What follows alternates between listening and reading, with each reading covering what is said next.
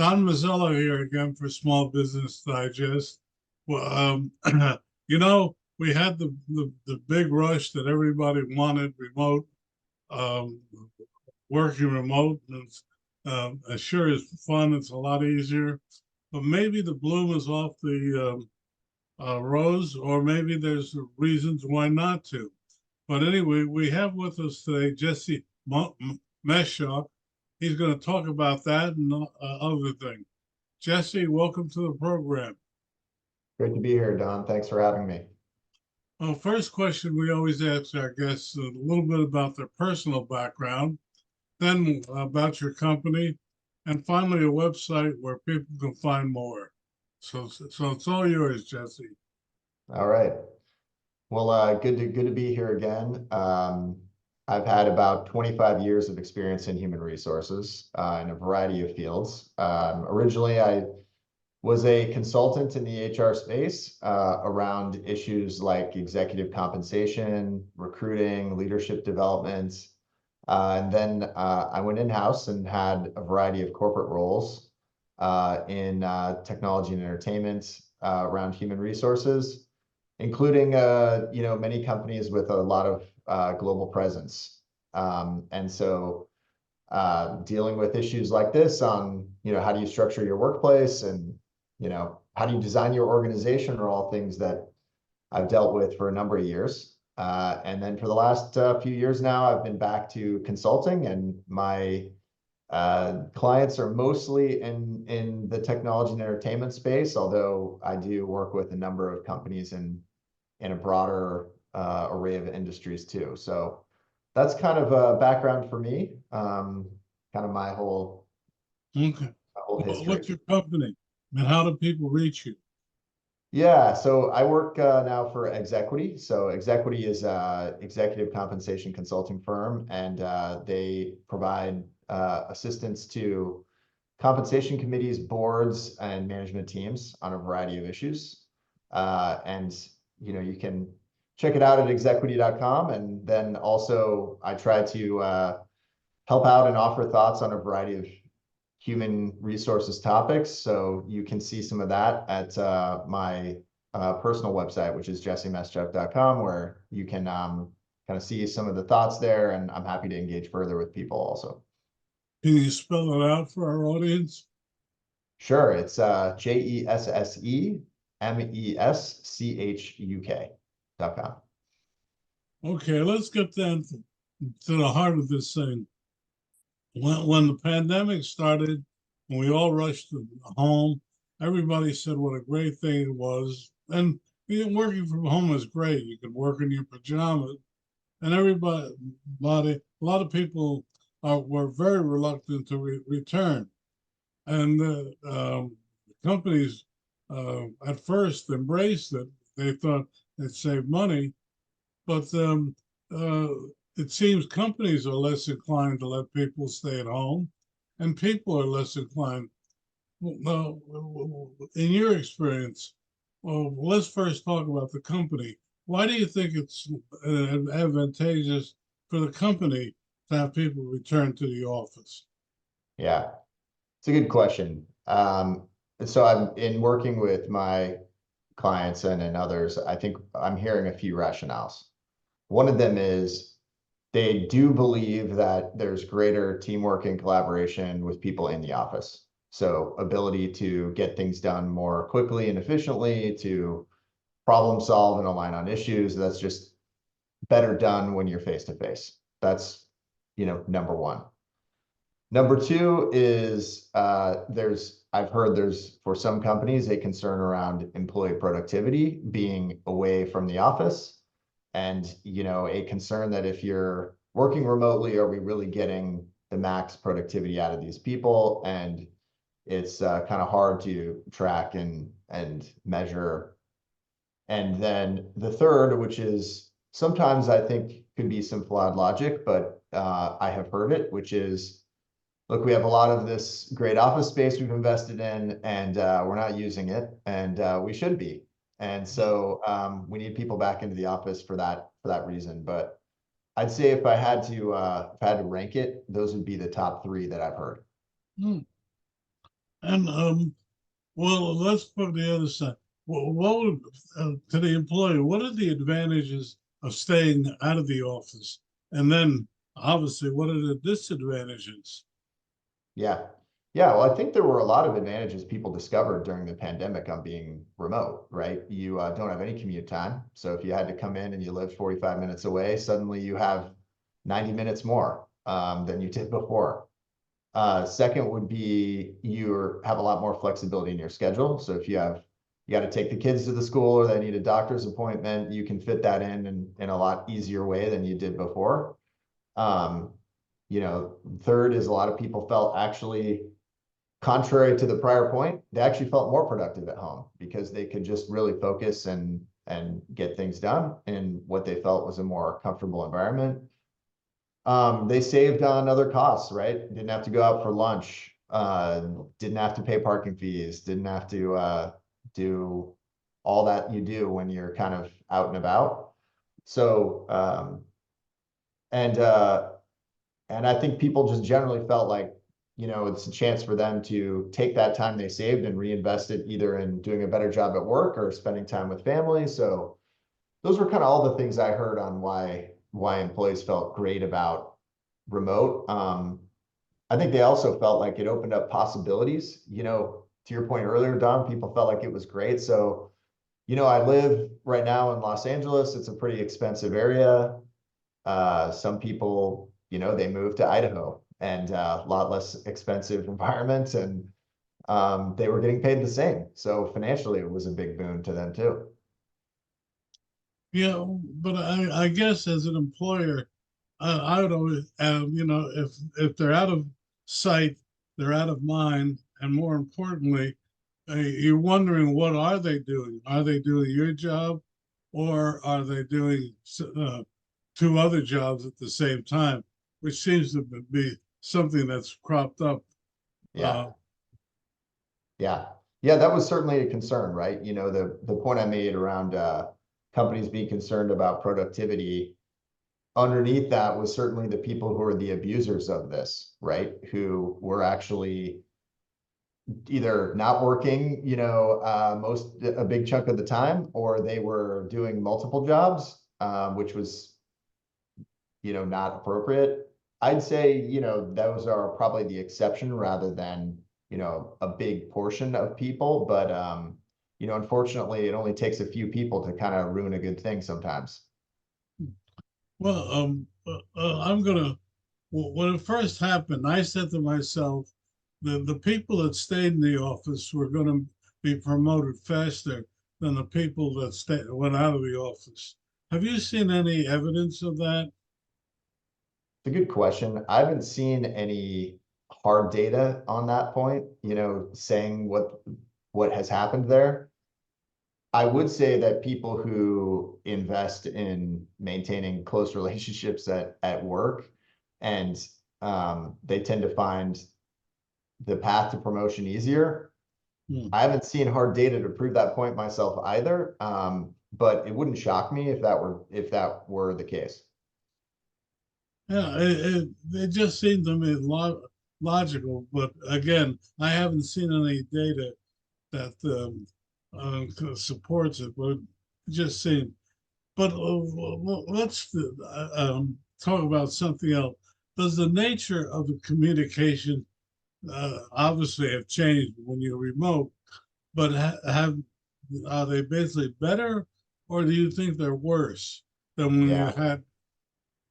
Yeah, this one's a interesting one. So the pros of working remote, we're on a Zoom here right now together, right? So neither of us had to travel to have this discussion today, and it made everything really convenient. And for global teams, it's actually made things really convenient because it's much easier to connect with somebody who's in Europe or, Asia this way, and you can kind of the technology's evolved to a point where we can work pretty effectively together this way. So those are some of the real positives.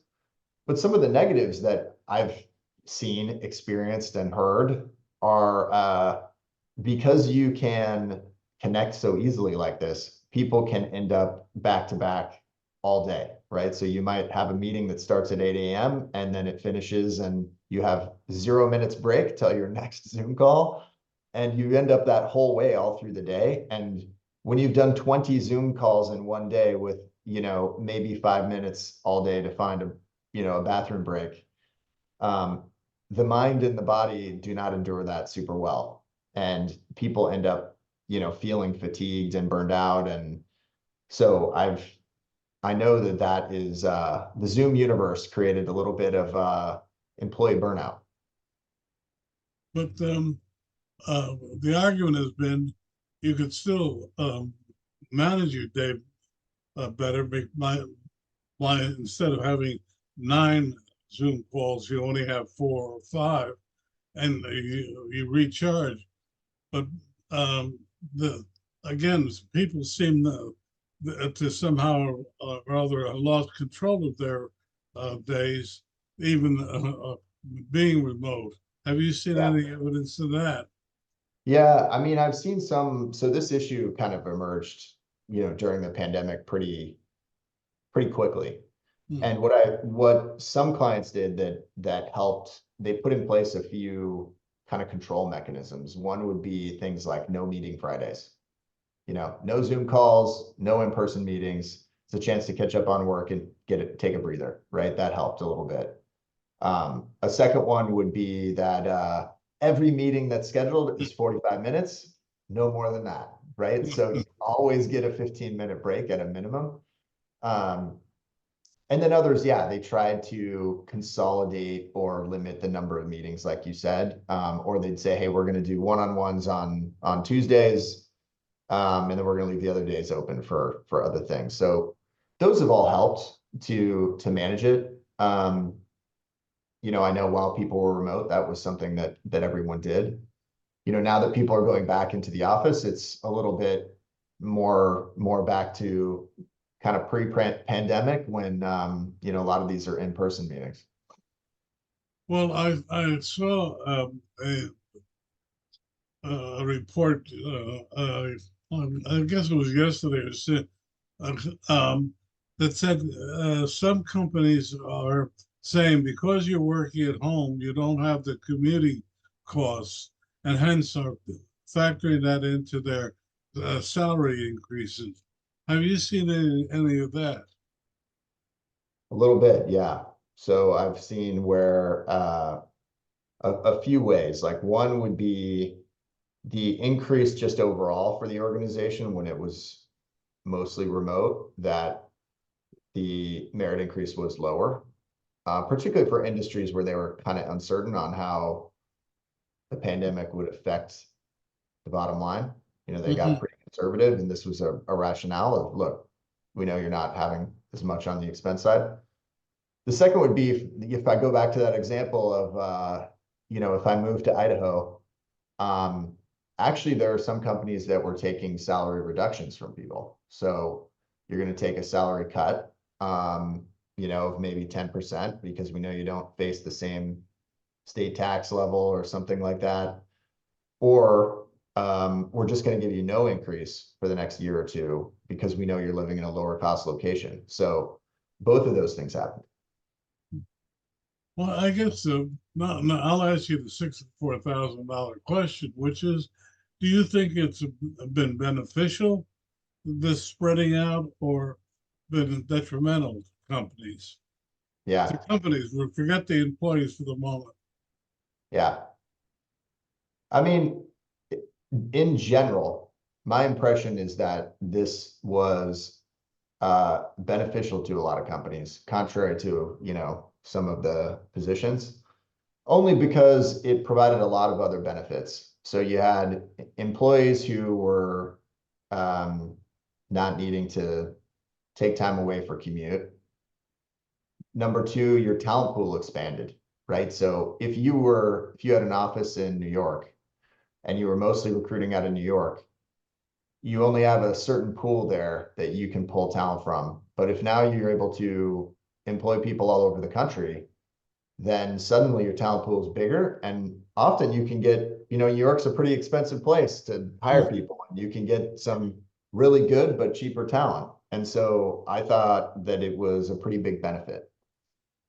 I'm not minimizing the other challenges that we've heard. I think some of those are real that companies have faced on how to deal with collaboration. And so um, I think the right answer is probably a little bit in the middle, to be honest. Like there are probably some jobs that are really critical, particular leadership roles where you probably want a nexus of talent in your headquarters. But for others that are easily done remotely, allowing some of those to be remote is probably the right mix solution. Well, but then again, turning it around for the employee side, Yeah. is it advantageous? Yeah, I think it is for the reasons I mentioned, before. I think that it provides a lot of flexibility for people, allows them to manage their time better. Um, they don't have lost time that they did before. Um, I think for most people, they're often pretty comfortable, working from home at this stage. Um, and I think it puts more power in the hands of the employee to kind of manage their own schedule. Now, with managing that, power comes responsibility. And so there are certainly people that did not manage that responsibility well, right? And they either abused the system or they did not perform up to standards. And so that's been a little bit of the rub in this situation. But on balance, I think if you surveyed the American workforce, which I think Gallup did, you know, 2/3 of them said, yes, this was a positive development for them personally. Well, but should an employer be using the devices on employees' computers and things like that to check on, it really becomes an issue. Is that employee spending time, or is it turning on the machine and walking away, or turning off? You know, You can use technology to help monitor productivity for sure. There's always ways, I'm sure, if you want to be real tricky to kind of beat that. But um, I guess my philosophy has always been, let's hire capable people, give them some good, strong goals, and measure them on how they're achieving against those goals. And I think the companies that have done that and taken that approach, uh, they've found either remote or hybrid work to work okay for them in that place. hmm. Um, so I think I'm not a huge proponent of the pulling everybody's you know Slack or Teams technology report to find out how much it shows as active or not. Hmm. I often think if you're at that stage, then there's probably other indications that the employee was not delivering, and maybe that's additional evidence. But on balance, I've always leaned on the side of trust first. Verify for sure, but trust first. Well, uh, American workers have been known for their loyalty and um, commitment to the job, but I believe that working at home is a real test of that. Do you think, in your experience and what you've seen, that Americans do a good day's wait for a good day's um, wages, or Yeah, yeah. I think Americans are incredily hard workers. And I think if you look at the hard data that backs it up in terms of number of hours worked, number of weeks worked in the year, we are one of the hardest working countries in the world. And so I don't think that the move to remote work has diminished that in general. Like we talked about, I think there's probably some people who took advantage of the system maybe, but on balance, I think we're a very hardworking culture here in the U.S., and I think that's maintained for sure. Uh, and no reasons I have to think that that is going to be going away anytime soon. And I think, the entrepreneurial spirit of the country is really still pretty ingrained. And that tends to drive people to be pretty serious about their work. Well, how can people reach you if they want to know more? Yeah, happy to chat with people more on this topic or others. So Don, they can reach out to me on LinkedIn. So you can find me, Jesse Meschuk, there, or you can go to the website, jessemeschuk.com, and submit there. So I see all of those comments directly just to my email. So, and I engage with people frequently on that basis. So yeah, always happy to chat. Okay. Oh, what would you like to leave our audience with today? Yeah, I think what I'd like to leave the audience with is, for those that are, small business owners, let's always try to think creatively where we can here. We learned through the pandemic that remote work can work. It may not work in all circumstances, but where it can, let's try to maximize the benefits for employers and employees. And where it needs to be more of a hybrid schedule, that can work too, or in person. But let's take the lessons learned on what the benefits were and the flexibility there, and how do we continue to make it a better workplace. Well, on that note, we say thank you very much, Jesse, for a really great half hour together. Thank you. You got it.